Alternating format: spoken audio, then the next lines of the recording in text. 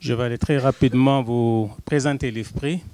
Mon directeur général vous a déjà fait un tour d'horizon. Je vais aller très rapidement parce que Madame le ministre a un calendrier très chargé. Je vais commencer par d'abord répondre à la question « Qui sommes-nous » L'IFPRI a été créé en 1975 avec son siège à Washington, D.C. Elle a intégré le groupe consultatif sur la recherche agricole internationale, le CGIAR, en 1979. Il est un des 15 centres internationaux du CIGI, dont l'ADRAO, ici en Afrique de l'Ouest, et IITA, qui est à Ibadan, au Nigeria. Mais nous sommes le membre de ces réseaux spécialisés en économie de développement. Notre mission principale est de promouvoir des politiques économiques et sectorielles aptes à éradiquer la faim et la pauvreté dans le monde. Nous sommes une petite organisation, à peu près 130 chercheurs titulaires et à peu près une centaine d'assistants de recherche. Ce qui veut dire que nous ne pouvons pas mener nos activités nous-mêmes, mais nos activités sont basées sur la collaboration et le partenariat avec les expertises locales. Nous avons 4 départements de recherche, un sur le commerce, les marchés et les institutions, un département sur les stratégies de développement et la gouvernance, un département sur l'environnement et les technologies, et enfin, un département sur la pauvreté, la santé et la nutrition. Et tout ceci appuyé par un département de communication qui nous aide à relayer les résultats de notre recherche. Nos produits sont vastement utilisés à travers le monde. Nous publions à peu près 500 titres par année. 400 000 copies sont téléchargées de notre site web annuellement. 1500 références sont faites dans les médias aux travaux de l'IFPRI. 30 000 vidéos YouTube sont téléchargées qui parlent des travaux et des résultats de l'IFPRI. Et nous avons une dizaine de milliers d'adhérents sur Facebook et Twitter qui nous suivent. Donc, on est très bien connectés avec le reste du monde. Nous sommes, je le dis avec modestie, un leader dans la recherche.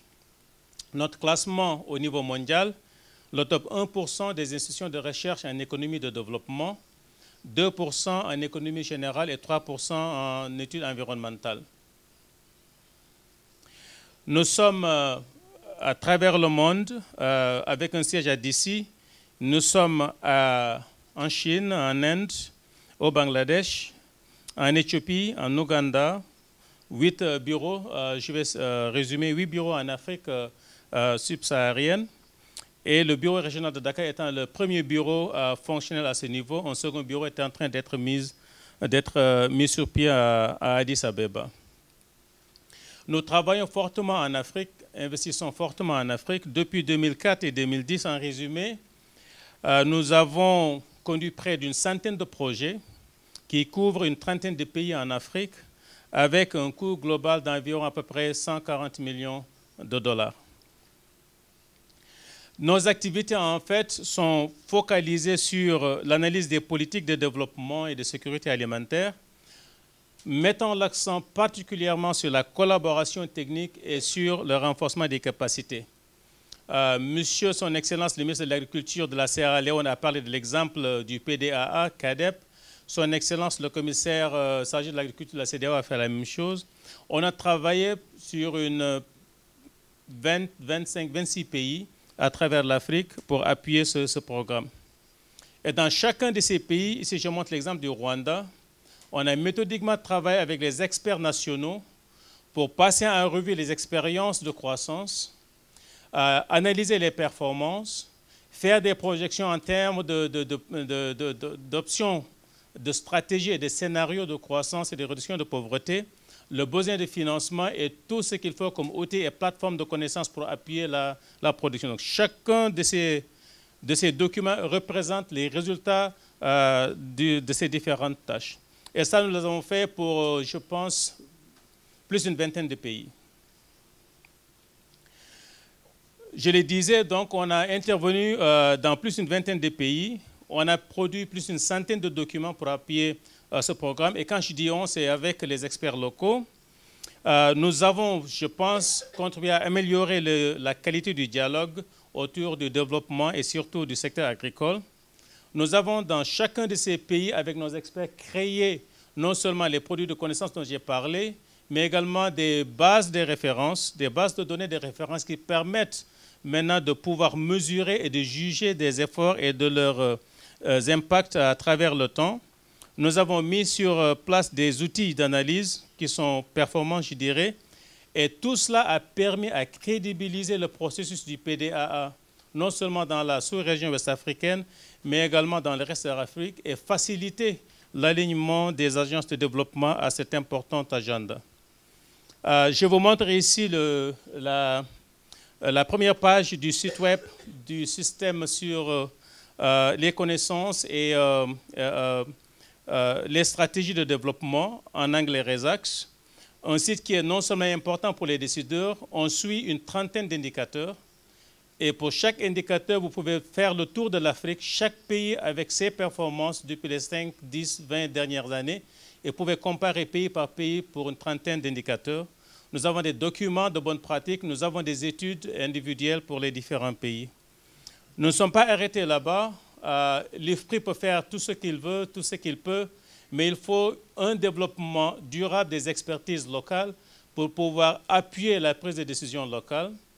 Et nous avons récemment créé un consortium avec le CORAF qui est ici présent, à Sereka en Afrique de l'Est et FANPAN en Afrique de l'Ouest, le consortium de modélisation pour appuyer la prise de décision politique en Afrique de l'Ouest. Le premier congrès technique se tiendra ici à Dakar dans un mois.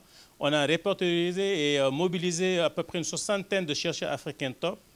L'objectif, c'est d'en faire une communauté de chercheurs de niveau mondial qui représente l'Afrique au niveau de la recherche et de la communauté des chercheurs au niveau universel. Nous avons en dehors de cela des outils que je passe en revue rapidement pour vous, qui sont disponibles à partir de notre site web. Nous avons un outil sur les indicateurs de sciences et des technologies dans le secteur agricole, également des études approfondies sur les différents pays. Je pense qu'on a presque une trentaine de pays qui sont suivis, bientôt une cinquantaine de pays. Tout ce qui est fait en termes de sciences et technologies pour l'agriculture.